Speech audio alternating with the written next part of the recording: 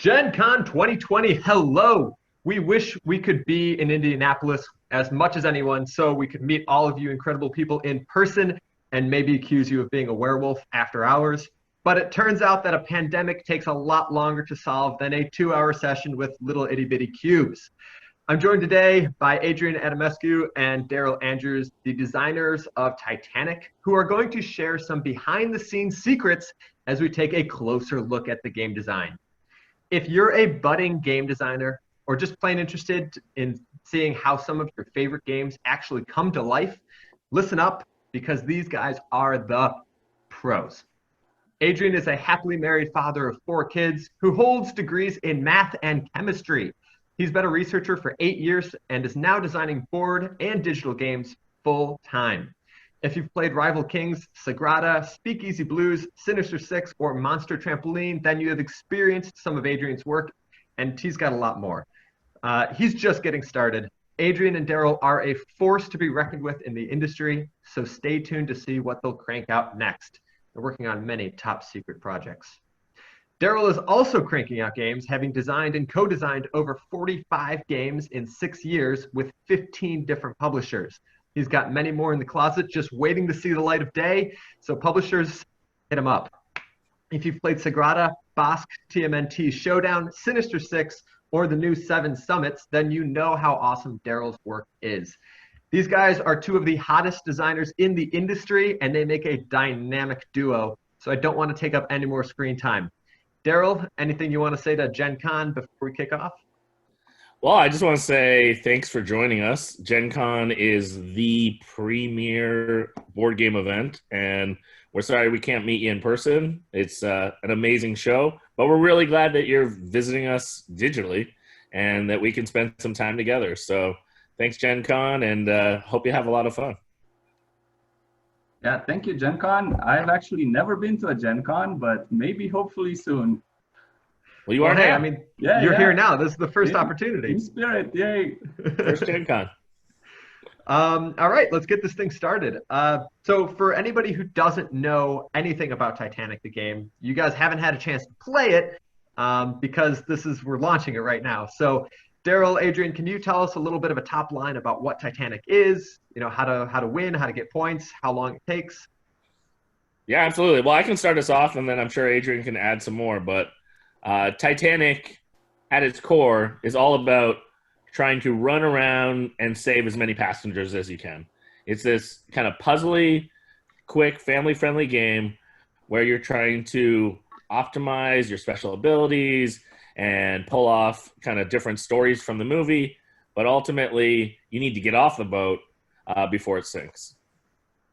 Yeah, and I also love, and I think the way to win is also to be able to use your special abilities very wisely, because you could be playing as the captain or as Rose or as Jack, and they each have a unique asymmetric ability, and using that in the perfect way could help you win.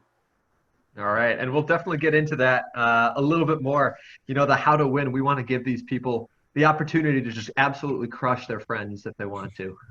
Or they can tell their friends these secrets and have like a really fun game. It's really up to them. All right, so speaking of fun, what is fun about this game? Why should Titanic hit the table? Why should it stay on everybody's shelf? Absolutely. Again, I'll start us off. Personally, I think Titanic is such an interesting theme. First of all, it was obviously an amazing movie, but even just the historicalness of this huge ship and just like all the intricate details that the ship had, we try to pack all into the game so you can kind of explore the history side of it a little bit because that's all mixed in there. And then we really have a lot of fun with a lot of the really highlight moments of the film. So there's a lot of fun little winks and quirky moments that you'll get to experience as you explore, especially the different missions in the game. And then ultimately, I really love the puzzle. I love games that have a little kind of you feel clever trying to figure out the best way to optimize your move. And like Adrian was saying, there's some asymmetrical abilities, but also just trying to race and beat your friends to score the most points. I think there's a nice little puzzle there. And there's 2 things that I want to touch on with that. one, the history, and two, the puzzle aspect. So, Adrian, I know you definitely want to speak to this a little bit, but the history angle, you can set up the Titanic so that the tiles are in like a relatively historical accurate location. Is that right? Yeah, that's right. We actually, when we made the game, we went to the Titanic fan page, and we rigorously went through all the decks, the 100 level, 200 level, and so on, to be very accurate with the rooms that were there on which levels. So you can set it up to be historically accurate. You could randomize each level as you wish to have a little bit of a different experience every time you play, and a bit of a different puzzle. The history is like you can't even make stuff up. It's better to just use the real stuff. There were so many crazy rooms that were on the Titanic that it was a lot of fun to just reference them. Just people, anything from like what's a poop deck, and I got this one right here. Look at that. I was gonna talk about it. Oh, Adrian, yeah, so you can talk about that more. Adrian, can you tell us what a poop deck is? Or what's that? Adrian, can you tell us what a poop deck is? Yeah. Oh, I forgot right now. Do you remember, Daryl? Well, I think it has actually nothing to do with poop, and it's more to do with it's the back deck that means something I believe in French, and so it like translates to basically like this little. It was almost like a veranda where people could hang out, and it was near the back of the boat. So that's an example of like one of the rooms that we discovered. They had everything from like a swimming bath or saunas. They had, things like libraries, or the Marconi room, which was like a room for like using like the old phone equivalent. Sports, sports rooms, swimming. So effectively, if you are a Titanic buff, or if you just want to learn a little bit about the Titanic, you can get this game and you will be able to learn while you're playing. And I think that's a really cool aspect. But the other aspect here that Adrian actually mentioned, but I don't know if it really came through, you can randomize the decks whenever you want, so you can get a different puzzle experience every single time that you play the game, making this game replayable. And so it goes back to what Daryl was saying. It's a fun puzzle that you get to try and figure out every single time. And that puzzle is created by these girders. Yeah. And it's going to be tough to see on my screen because it might go into the background here, but there's some steel girders here. You're not going to be able to go through them. So you're going to have to look at the board, look at the tiles to figure out which direction you're going to go through to optimize your path to save as many passengers as possible and get as many points as possible. Yeah, I really love the puzzle. It's something that I really enjoy. I also I got to give a shout out while we're talking about these funny tiles. A little shout out for my favorite Easter egg. There's lots of little Easter eggs, but I have to give a shout out for this one. This is Lincoln's dog kennel, which there was a real dog kennel, but Lincoln might be the name of my dog. So. I love it when designers do that. It's just always so much fun to see. And I believe there's one for you, Adrian, as well. Oh yeah, I got my own room. You can go save Adrian in the second class. I'll let you find that one. Oh, actually. Oh, there it is. Oh, there we go. And there is Adrian's passenger right there. So if you go save that meeple, you are essentially saving one of the designers of the game. Me. Yeah, you save them. He should be worth more points, really. All right, so I want to jump to the next topic here. So one of the things that people don't get to see often is the process that happens behind the scenes. And so my question to you guys is, how close is the final product to your guys' original prototype? And what changed? And how did those changes occur? Sure. I mean, I think at the end of the day, when people experience a game, hopefully that game has been play tested so many times. Like with this game, we play tested it, that it does change a lot. So our first attempt at making this game, for example, the game took, I think, 3 hours, which is the length of the movie. So you can put the movie on and watch it. Put the movie on and play, but maybe a little too long for the average person. So thankfully we can say this game does not take 3 hours. But for example, that helped us see like where was the fun, what was working. So right from the first edition, we did have little meeples all over the board. We did have this idea of moving room to room. And then through playtesting, we found what were the best moments, and we tried to like focus on that. So for example, a little simple thing like the rooms being like 2 rooms on a tile, this and the girders, this was a later addition because we had lots of individual rooms. And then that was a lot of maintenance, and the whole boat was almost like too big. And we tried to cook down that so there would be a quicker experience. I think that helped improve the game because now more people can play it and it plays faster. And then we came up with the girders because then all of a sudden we had 2 rooms that we could control on a tile. So we came up with different places to put the girders and how that changes the puzzle. So that's a later addition that, you know, we wanted, but we didn't know we wanted it yet until we play test and we hear feedback, and we hear feedback from Spin Master, we hear feedback from the licensor, and then that helps get the game even better. So that would be an example. Adrian, what are some other examples? Yeah, and I mean, since this is a family game, we also tested it with some younger players, teenagers, and seeing that they had fun really reassured us that, you know, we're going in the right direction.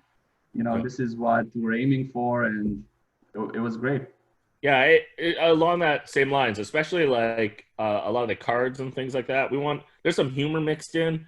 We wanted to make sure that it was like funny. So there were certain things that we had that were actions that we thought were funny as designers, and maybe they weren't the best. And then there were some that were really good. Like we really saw like a great experience around the table. So I think even like a writer for a comedian or whatever, they have to work on their stuff. Well, same thing. We had to work on all of our stuff. We had to improve our content, and through playtesting and feedback and working hand in hand with you, Nick, as our project leader, and with Spin Master and such, I think those iterations make a game better and better and better. Yep. Yeah, and I know the timeline was really quick on this one. And so did you guys end up having to pull like any all-nighters or anything like that to crank this thing out? Well, we definitely, I mean, this was a quick one for us. It's pretty exciting. I mean, even I just posted a picture of getting a preview copy, showing friends, hey, like here's the copy, and some of our playtesters right away were like, whoa, it's already coming out. That's amazing. And so that shows we're used to games taking years. Yeah. And this was less than a year, which was, I think it was like 9 months or 6 months. Yeah, which is really exciting. And but that did force us to like, hey, playtesters, are you available tomorrow? Are you available tomorrow? Because we were literally changing stuff overnight and then like testing it ourselves in the daytime and then playtesting it with the public again the next night. And I know the same with Spin Master. We would send files, and people at Spin Master would play it and give us notes right away. So we definitely had some late nights and some long days where we were changing files and trying out the new ideas, like literally within 12 hours, 24 hours. Yeah, but it's all worth it now. Yeah. So people, if you want to be a professional full-time game designer, this is the life. You're going to be playing it every single day. You're going to be doing it 24 hours a day. And I mean, isn't that what we all want anyway? So yeah, well, I really do say, like, you better make something that you love, because you get to play it over and over. And I will confess, there are a few games in my life that after a lot of plays, I'm happy to maybe not play so often, but I love playing Titanic still to this day. Like the minute I got that preview copy, I was like, oh, who can I call to play? I'm a big fan. I think it's just really satisfying. It plays quick, and it makes a lot of people have a good time. So we're really proud of it. And I was actually talking to my wife. This is one of those great games that when you invite a couple over, you know, this is one of those great couple games, because you see their reactions too. There's some funniness. There's some. So I think it's one of those good games. Actually, I kind of want to talk a little bit about that. So how difficult is it to understand the rules? Like, how quick can you jump into the game? Is it a 20-minute rule instruction where you have to figure everything out, or? This is a great question, and I think even this is one of my ways of saying how games are accessible. But you'll notice, I'll just literally show the rule book. It is one folding page of 6, and of that 6, one of them is just setup. So we're down to 5 pages. And even 5 pages feels like a lot, the last page has a lot of just like thank yous. We have lots of these big illustrations in the book. So really, I would say that the text, if you just looked at all the text, it's really just 2 pages worth of kind of rules. Mm-hmm. And I realize rules are kind of scary for a lot of people. I think that's like kind of the hardest thing with a game is learning it. But really, if you think about it, if I just sat down and I just read a couple pages worth of the rules, that's all you have to know. And really, you just have to convince one person to read them and then get them to teach the rest of the table. And it goes step by step. So for instance, this whole front page is just step by step saying, you know, put these cards on this spot on the board, place these tiles, etc. So it's just going to walk you right through, and then you're already done kind of half of that already. And then if you're like me who likes pictures, it shows it all in pictures as well. I love pictures. So pictures speak to me. So that is an example where I would say, first of all, that it's really easy to teach. I think you could teach this game in just a few minutes. And once it's all set up, that's where, like I said, half of it is just kind of reading how to set up the board. But once you're set up, you're ready to have fun, and like it's an easy teach where it's intuitive. Even one thing I would give a shout out for is these great little player boards. It's hard to kind of appreciate. Let's talk about that next. You see me through this, but because they're straightforward, then again, these will help remind you of all the rules in the game. So like you said, we'll talk about that more, but I think a lot of the information is crunched down on there and again, helps remind you how to play the game. Yeah, let's talk about that like right now, actually. I want to talk about 2 things specifically. Number one, the components and the component quality. You guys, to give everybody a reference here at Gen Con, we are recording this on July 18th, which is about 2 weeks before Gen Con. Yeah. And you guys just got your physical copies yesterday or the day before. Yeah. So your impressions right now are super fresh. What were your impressions of the components? Like what can people at Gen Con expect? Yeah, start us off, Adrian. Well, yeah, I love them. I love these like standees. They're like nice quality, and I love the characters you can play with. The tiles are really nice. You know, they're thick. You can dry erase, write on them and dry erase. So everything's great. Like it's better than I hoped, and the art is awesome. Yeah, I mean, I gotta jump in on what you said about the dry erase because we haven't talked about that at all. But this is another example of something that evolved in the design. If Adrian and I initially, if we had thought about this, we would have jumped here in a heartbeat. But the funny part was this was not part of the original design. We would have assumed this would have been too expensive to include. But the cool part is Spin Master figured a way to make the tiles not only like really thick, but they're also made with this cool material that you can actually use whiteboard type markers on and erase. And that helped keep, for example, the cost down, because now whenever you take some of these items from the tiles, you scratch them out. And so this created a really great opportunity to, again, kind of have a wow factor in the materials, because I don't know of a lot of games where all the tiles of the entire game is made out of kind of whiteboard material. But that's an example, I think, of some of the cool components in the game. Yeah. Talk to me about, so this is kind of a weird player mat design, right? Yeah. Like you don't often see player mats that are cut out and have these weird edges or like some ridges and stuff like that.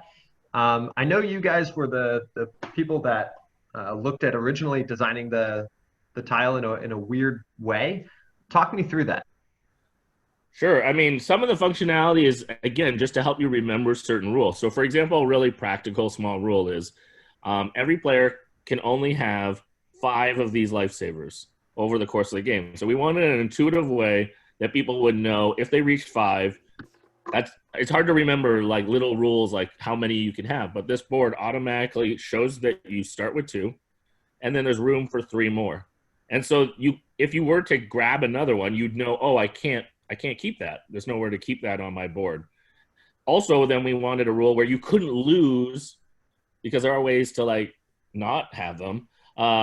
We didn't want anyone to go below 2. So for instance, we wanted to make that permanent. So again, this is built into the board and you can't physically exchange them or lose them in any way. So that was like an example just there of keeping a couple rules just intuitive. You can't have less than 2, and you can't have more than 5.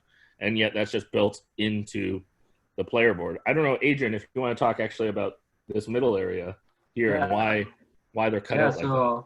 So these are actually your available actions. So you grab, if you can see here, that's available actions and used. So whenever you take an action, you have to physically mark it that you've done that action, and that helps you keep track. You know, oh, did I do 3 actions, 4 actions like I'm allowed? So this it's a really nice way to keep track. You just slide the cube down there, and it shows that you've done it. I personally really love that it's not flat. You know, I see a lot of player mats and a lot of board games that just are flat, and if you knock it, you're screwed. Like they go everywhere. Yeah. And this one, there's a depth to it, so it stays in its spot. Sorry, Daryl, I cut you off. Oh, no. I was just going to say, because one of the things people probably don't know yet, because the game isn't out yet, but players can have different amounts of actions. So again, you could just have 1 action, or you could have up to 5. Again, this just intuitively builds it in that you can't have more, but different people will have different amounts. And like Adrian was mentioning, you slide them over whenever you use them. So it also counts as kind of your action tracker while you go. So it again is covering a few different rules, but hopefully the idea is that once you see that and you're taught that, you're not reaching for the rule book later going, oh, what's that rule again? Because it's right there. You kind of intuitively feel that rule. And I think that's when games do things really well, is if there's little things in place that help players remember those little rules so you don't have to keep going back to the rule book. Yeah, if you take away nothing, the Gen Con goers, if you take away nothing from this entire interview, take away the fact that if you can help people intuitively remember the rules, you're doing a good job. It makes the game more fun because people then don't need to go back to this rule sheet. Nobody wants to read that, right? You don't want to reference that during a game. You want the rules to be like, oh, duh, yeah, of course that's what I want to do. Of course that's how I'm going to do it. Of course, I can't have more than 5 because there's no more spaces for the more than 5 lifesavers, right? Yeah. Adrian? I was just, before Adrian goes, the one thing I would say is whenever you can do that as a tip for designers, people get lost in the game. And we all want to get lost in the game. We want to get caught up in the theme. And so if I don't, it's a mental break from the game when I have to go to the rule book. But if I'm in it, I will also find that time flies.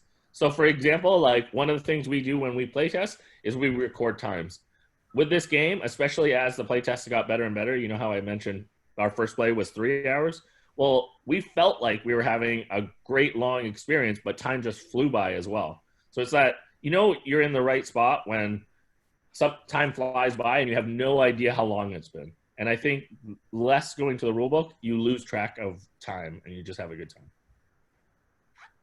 Yeah, I was just gonna mention, going back to this fitting the cubes. I love how the little meeples just fit in there and they're rescued, and that's how we represent by putting your meeple in there and you've rescued the meeple. So a really cute, fun thing. Yeah, for people who haven't played Titanic before, the game is you're saving these little mini meeples, and they're mini meeples. They're so cute, and you're putting them. You're putting them into your player board and to the lifesavers, and then you're jumping them onto the lifeboats to try and save them. If you want, we were considering like a mod to it, so you can actually paint on like a lifesaver or a life preserver or something onto the meeples. Yeah. So if you're interested in really going above and beyond, you can do that to your meeples. Yeah. One thing we haven't really talked about yet are these. I think this is another example of through play testing and kind of evolving the game, we discovered some fun stuff. So for example, these are the different lifeboats, and they get smaller and smaller depending on what deck they are. Or they get bigger and bigger depending on which perspective you look at it. And they're stationed. You can see actually in Nick's background alternating down the sides of the ship. And this really helped really add some tension to the game. Originally, when we built it, we thought, we should put them all at the back of the boat, kind of to simulate, like, you're launching off. And over playtesting, we found, that it's way more intense if the ship that keeps launching is on all all the way to the other side of the boat, so that you kept like, oh, we're going to run over here, and then, oh, we're going to run over here. Or do I just give up on going for the next ship and climb up even farther to reach another lifeboat? And I think that was an example of the game evolving and us finding that there was more tension and really simulated the experience of like running towards different things instead of worrying about where they actually were. And so that would be an example, I think, through playtesting, where the more fun game was having them alternate up the ship. Yeah, one thing I kind of want to touch on now that you bring that up is I know early in the game design, we were considering having them all on one side, right? Yeah. And the way that you guys managed that is obviously everybody kind of wanted to stay near there.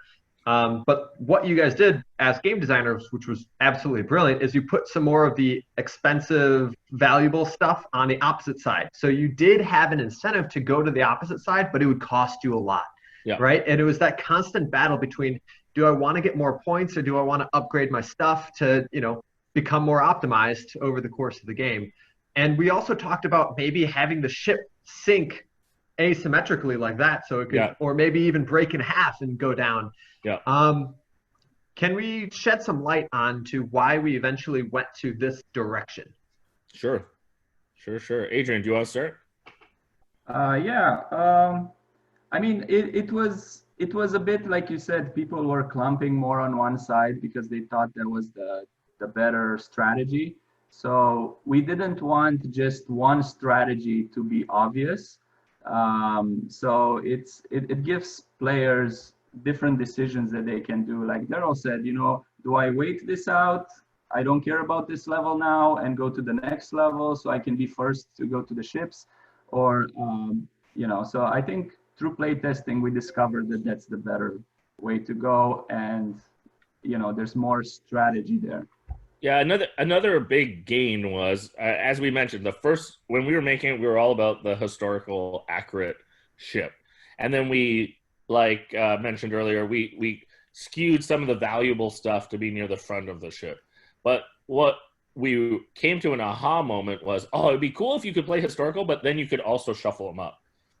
And the downfall of shuffling them up was the things that we had stationed at the front could end up then near the back. So we lost that replayability possibility. And we thought it's more important that we have a fun game that also has lots of replayability. And so again, like in those decision tree moments with a designer, that's where you have to go, what's the priority here? And obviously with a game, the priority is lots of fun and that you can play it a bunch of times. So just because it was fun the other way, we were losing replayability. And so by changing that, it created a new balance that no matter where they shuffle, the game's not broken. It's now, how are you going to take this puzzle and which way are you going to optimize when they're shuffled around the ship? So, and I think that's a tough moment for a lot of designers because they're just so excited about that thing that they've created and they don't want to change that core principle. But it goes back to, like, how do you make these decisions as a game designer? You're going through a process of creating something, and realistically, you have every option available to you. You can go anywhere. And that almost is kind of scary. You have option paralysis because you can do anything. And if you're like, oh, well, that doesn't work, let me just change the rules. Like when you're playing a game, it makes sense because you're in the sandbox. You're like, okay, how can I make these decisions to optimize myself? When you're a game designer, however, you're like, okay, how can I change the rules to make my game awesome and still allow you to try and break it, but it won't break it. Like it's the push and pull. And I really love that you said that because you have to, as a game designer, you have to focus on what your priority is. And what was your guys' priority for this game? Yeah, I think we really, especially through the process, discovered, as Adrian mentioned, like playing even with kids, with teenagers, with adults, we found that it didn't matter who was playing. It was a very accessible, family-friendly theme that everyone was having a good time, even a mixed crowd.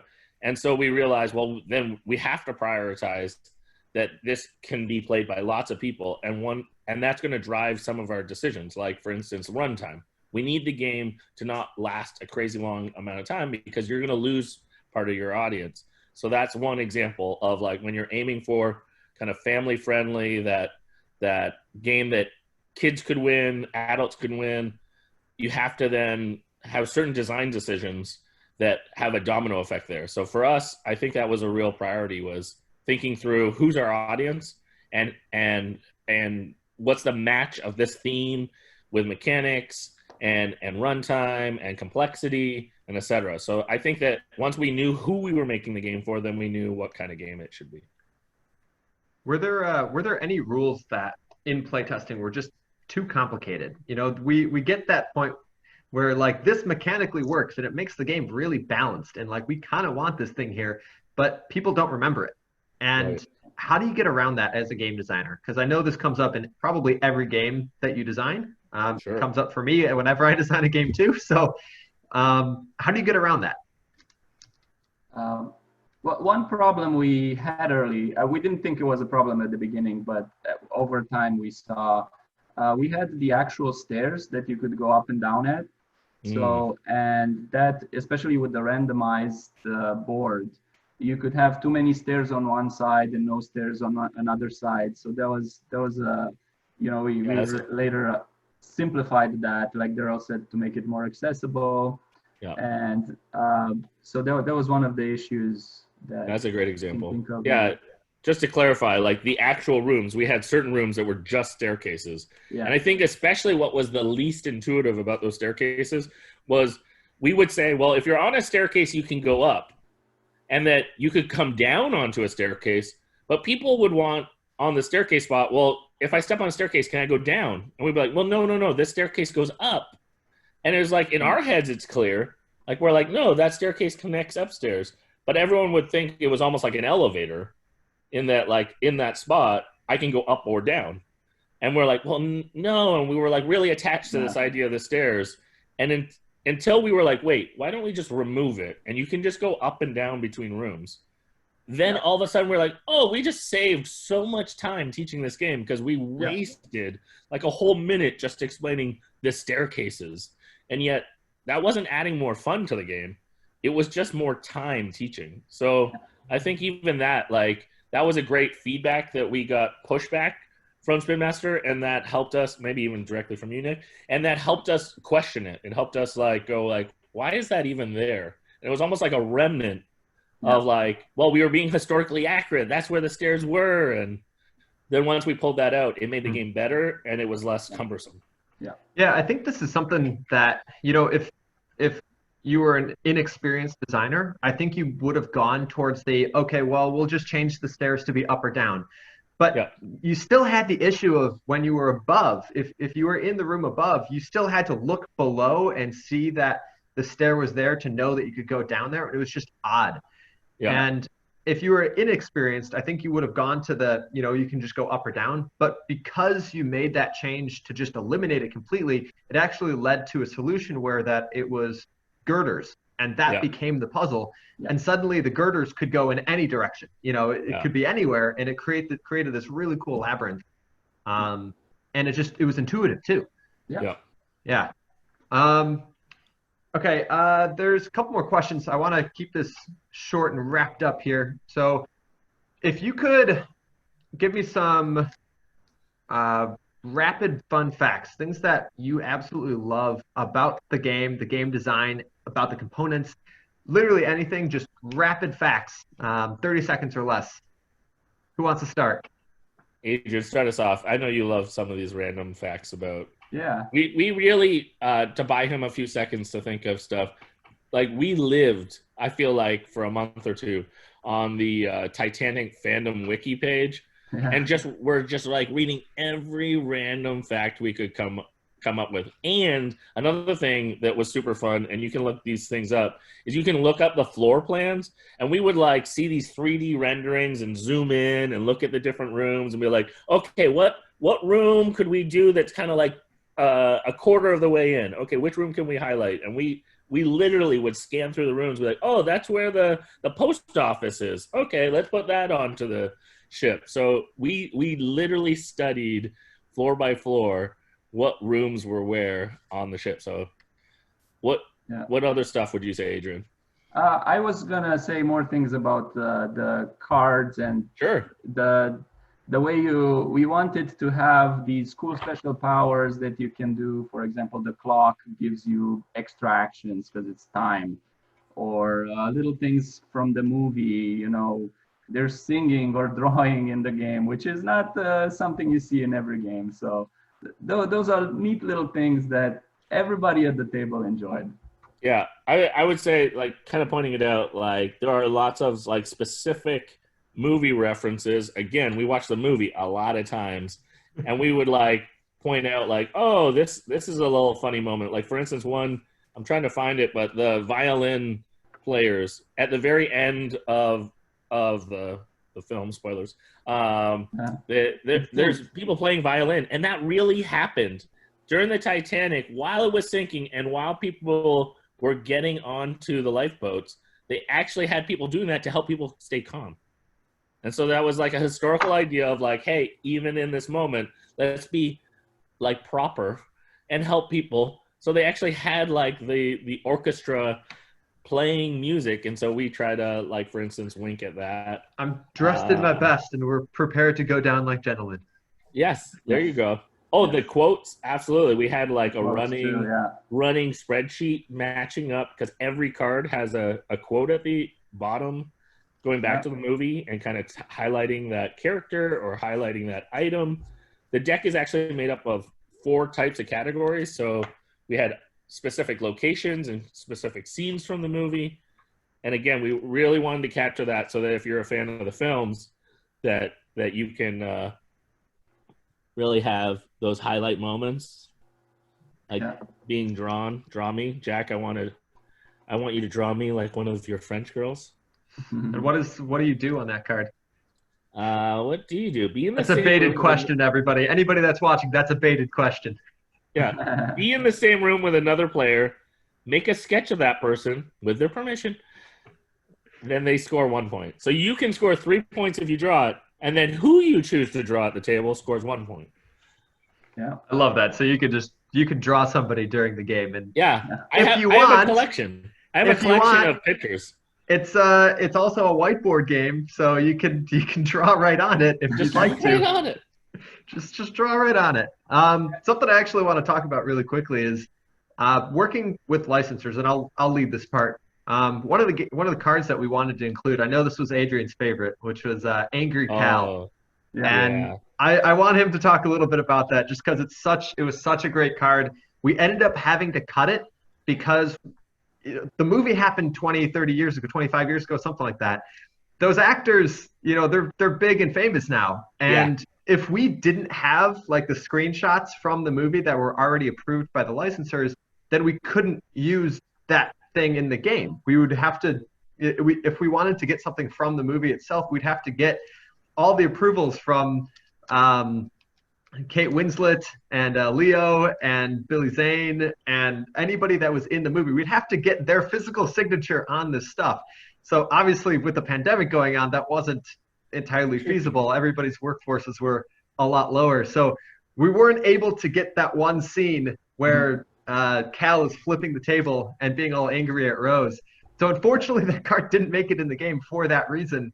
But I want to highlight it, and I want to ask Adrian. Adrian, tell us about that card. It was a great card, and what it said is pretty much, just rise angrily out of the chair and walk out of the room.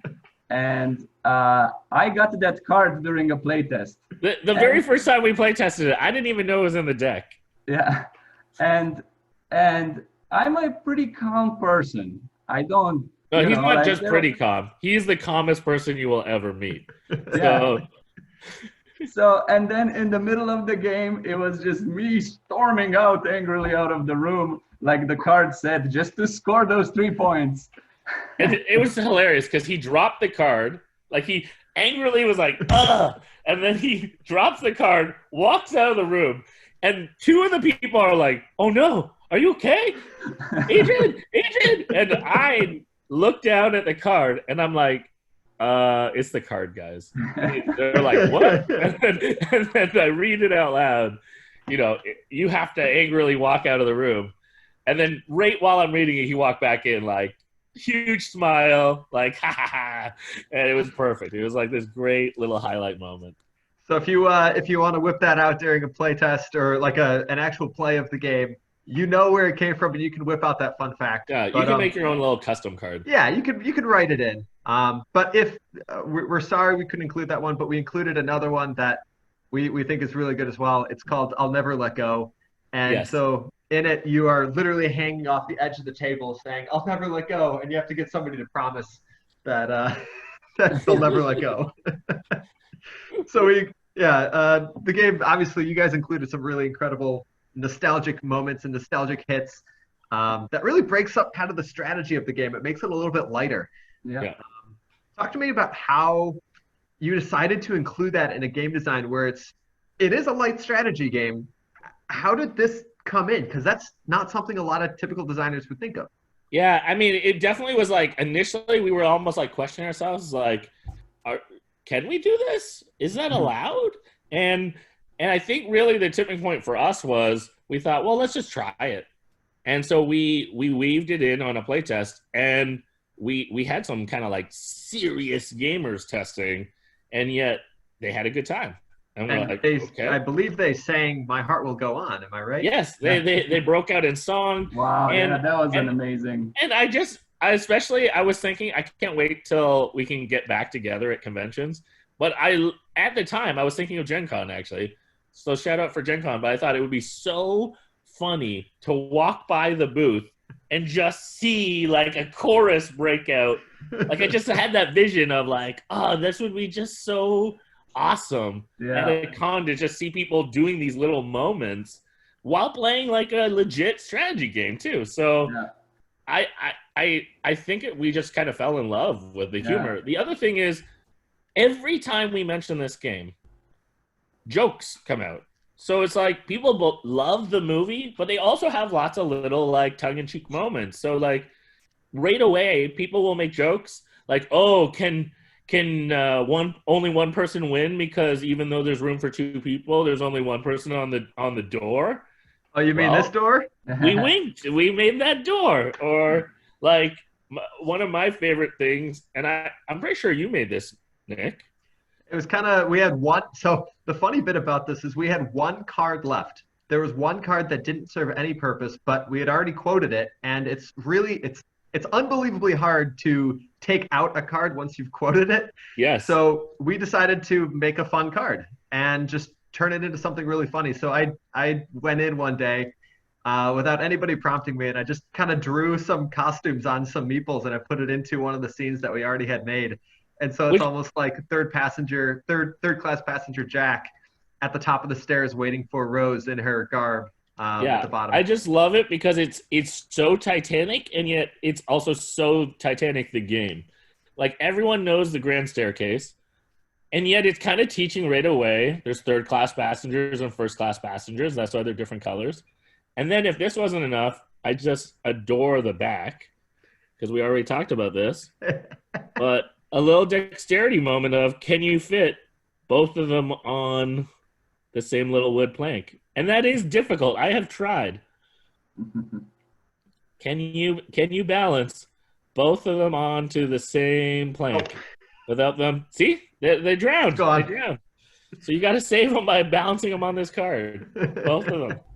So this was just like such a lovely little moment that Nick came up with that I think again shows like the humor and the fun that we're trying to have with the game, while at the same time you might also find there's a lot of little strategic moments in there too. So other little fun facts, Adrian. I actually wanted to come back to the singing card. It was amazing. We never told anybody to sing along.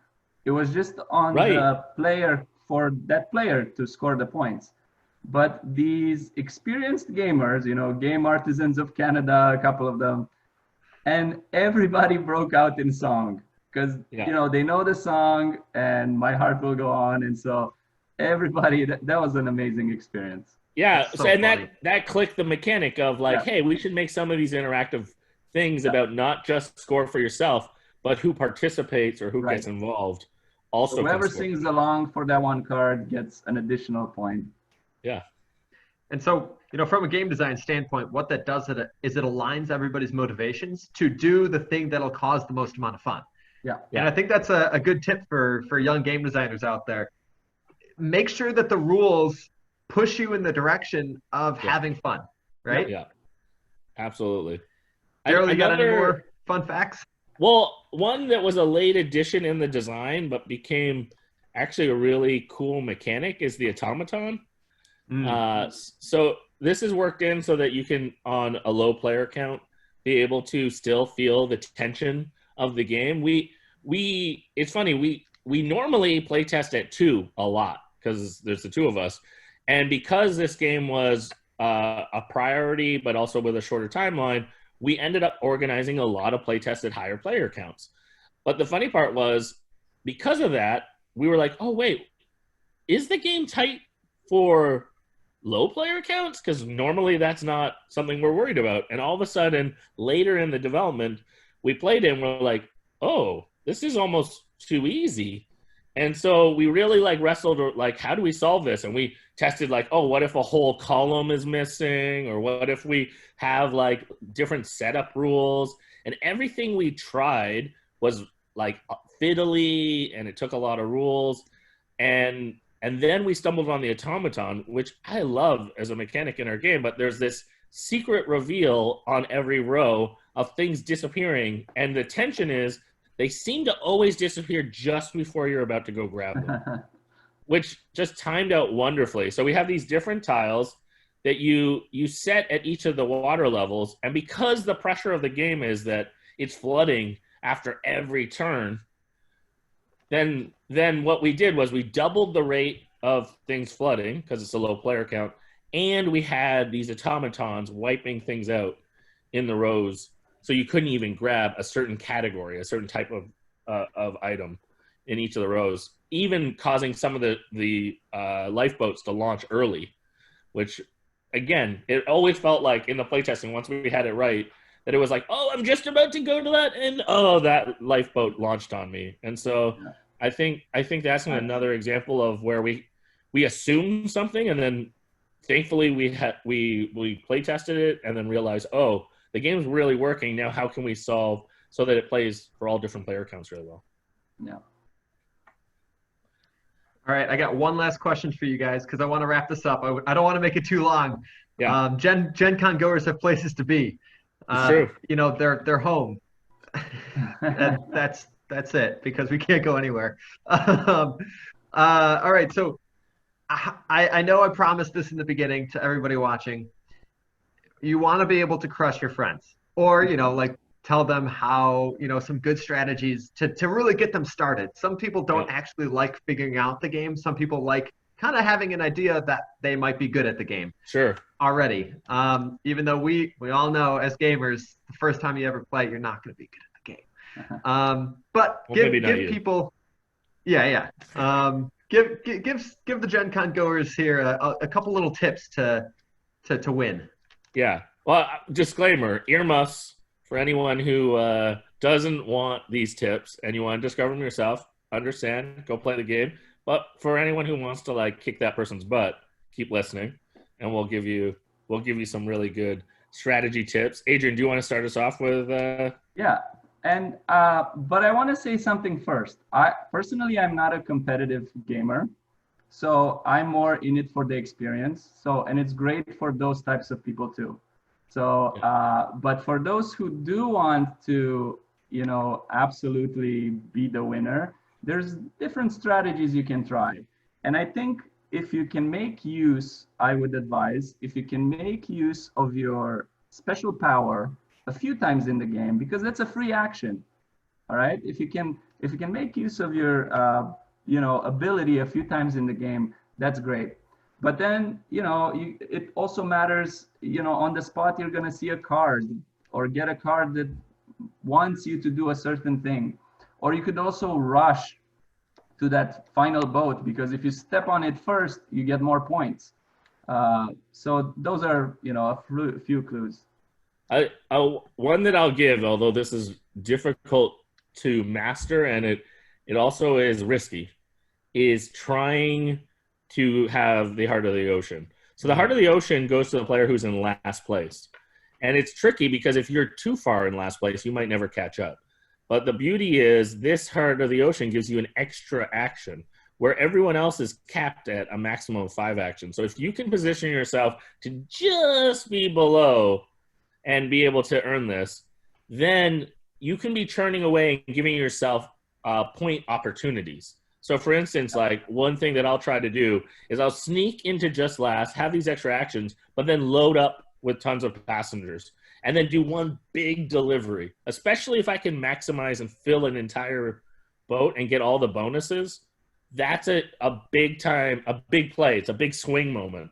The problem is when you play this strategy is if someone gets to that ship before you and even fills part of the boat, then that big move is limited. And you'll probably score enough points to fall out of last, but not enough to swing to first. So it's a high risk, high reward strategic option. Another thing Adrian mentioned, like going onto the boat early. One of the great strategies is really blitzing for 20 points. So the first person to get to 20 points is going to get the door. And what the door does, which is a big thing, is it lets you not have to race to the last boat, the collapsible boat, at the end of the game. So it gives you some flexibility. However, that's a big deal. That's a big deal. However, it's kind of a double-edged sword. So often people will run to this and assume I've won. But the trickiness is there's points to be had when you jump on that last collapsible boat. So you are also giving up those points because you can't go on to the final boat because this big old door is too big for you to go running onto that boat as well. So it is a huge advantage of flexibility at the end, but it does actually cost you some points, some secret points. So this is not the only way to win. It's a big deal, but you don't definitively win if you get this. You actually, if you can efficiently do everything and get on the boat, you might actually even have a better chance of winning. Love that. I think one of my favorite strategies that I found is going off of your strategy with the Heart of the Ocean. I love the fact that you can just get a free action from this if you can position yourself effectively. So one of the big things in this game are the cards. And the cards are a way to really blow past everybody else in point count without them understanding that you're about to do it. Because you get a lot of points from these cards. Some of these cards are location based.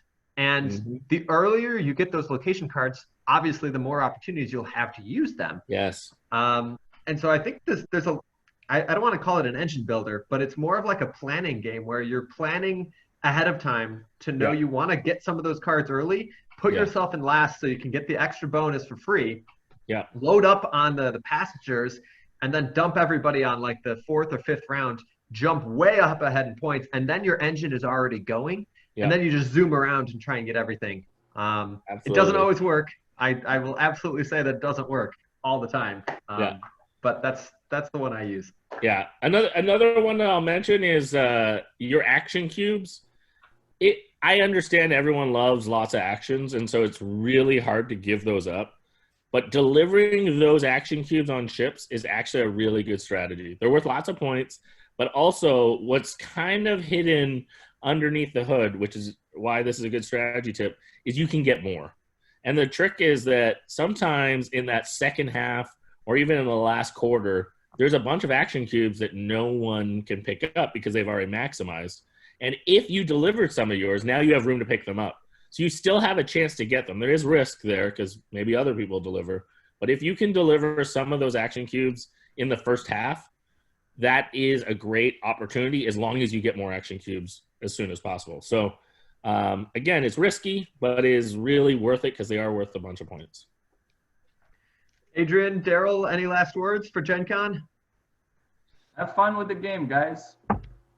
Yeah, I'm really excited for people to experience the booth. It sounds like it's amazing. I'll be on checking it out, and maybe my tip would be to make sure you check out the booth each day, because maybe you're checking now and you had a certain experience, but maybe tomorrow will be another experience. So you may want to check it out again. The actual movie happened over the course of 4 days, I believe. So best 4 days in gaming. Yeah. Never know.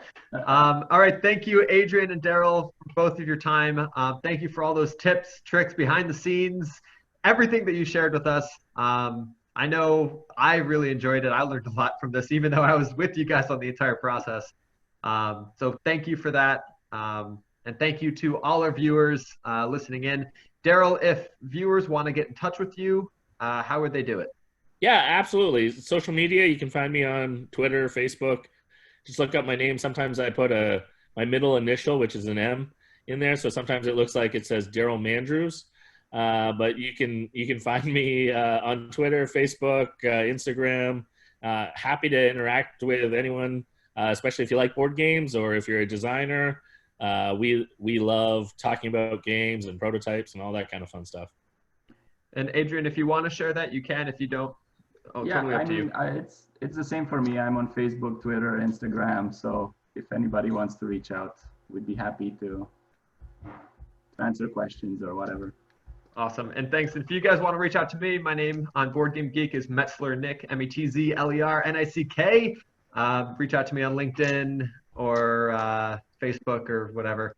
I'm not very active on Instagram anymore. But again, thank you all for watching. Go enjoy the booth and go enjoy the rest of Gen Con Online.